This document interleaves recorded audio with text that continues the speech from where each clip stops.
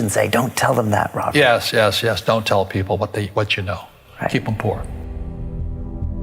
I've had financial crashes. I've had people stab me in the back, but they're all good because I grow from it. That's spirituality. Right. You know, people who are afraid of making mistakes, like they teach in school, they don't ever grow, because spirituality is there's good and there's bad, there's right and there's wrong, there's up and there's down. Most people only want to be right. They only want to be positive. Well, you can't have that. That's not reality. Well, I wasn't poor by most people's standards, but I came from a family with a poor attitude, if you know what I mean. Because rich, poor, middle class, poverty starts with a fundamental attitude. He says poverty is passed on. It's taught in your families. And middle class is taught in families. And so the people right now who are sitting at home, who are struggling financially or worried about money or unhappy, they may be making a lot of money, but unhappy with what they're doing, it was probably taught to you. You know, your superego was taught, get a job, work hard, or you'll never be rich, or the rich are evil, or whatever. Because the school system will never teach you about money. The school system was designed to teach you to be an employee, which is important, or a doctor or a lawyer, a specialist, but never about money. And what most people lack is real business knowledge, like accounting, like debt, like taxes. You got to know that stuff, but they don't teach it in school to anybody. So, and then when people ask me, how did your rich dad learn this when your poor dad, a PhD, didn't? And the answer is very simply, my rich dad, who's my best friend's father, his father died when he was 13. So his rich dad had this family business at 13 to run. So he had to drop out of school, which was his blessing. There's blessings, and sometimes the blessing doesn't look like a blessing, but it turned out to be a blessing.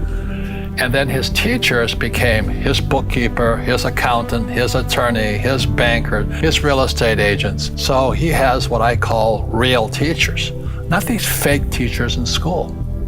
You see, most teachers in school, they're out of ethics. They teach subjects they themselves don't practice. I asked the teacher, I said, I'm in my third year of calculus now. It was called strength of materials. I said, am I ever going to use this stuff? He goes, no.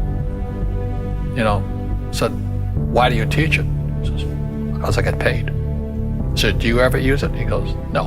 And that's why, you have to, in life, one of the things I suggest to people, you got to find a real teacher versus a fake teacher. And a fake teacher is somebody who doesn't do what they teach.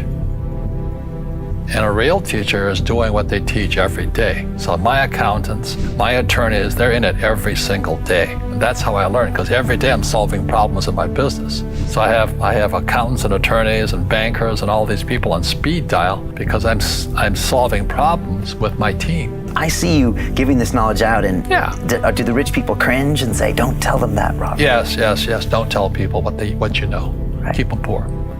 But, unfortunately, the poor, as was in the Bible, I'm not real religious, the poor will always be amongst us because it starts up here. Right, it's that fear mentality. It's in their words, and the words become flesh. Again, I'm not really religious. I flunked out of Sunday school also. But when they say I can't afford it or I can't do that, they go down. They become what they say. My PhD dad, he says, what do you think I am, made of money? I can't afford that. And my rich dad would say, that's why he's poor. Poor people say, I can't afford it, I can't do that, I don't have time. Because it's an escape. It's an escape. You know what I mean? It's easy to say, I can't afford it. And your rich dad used to say what instead of, I can't afford it? How can I afford it? How can I do that? What would it take, or why should I do that? He says a question opens the mind, a statement closes the mind. See, when you say, I can't afford it, your mind shuts down, and you become what you say. Rugby is a team sport, but so is soccer. The rules are different. And other people are golfers. They play by themselves. And so everybody's different. So my game financially is business, number one. Second is real estate.